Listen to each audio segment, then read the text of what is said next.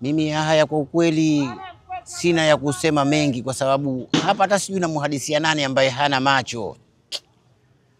Na wanasema mwenye macho haambiwi tizama, lakini mimi nitawaambia watizame wale wanaosema hawayaoni. Sisi binadamu tuna tabia, unaweza kumwambia mtu kisu hichi akakwambia panga, yani anakujibu yale maswala yale kwa hayapendezi.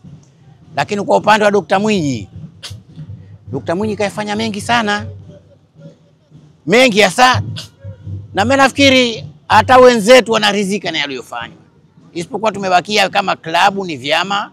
Simba hawezi kuipenda Yanga hata siku moja. Jitizame we mwenyewe tu ndani mwako na wanao wanasema Oktoba hawendi kutiki. Oktoba mtoto nenda katiki, hayo maendeleo yanokuja yanakugusa mwenyewe. Sasa hukwenda kutiki, umekwenda kwenye maandamano au jambo jingine lolote, umepata athari, itakuwa si yangu mimi, lakini na mimi nitaathirika.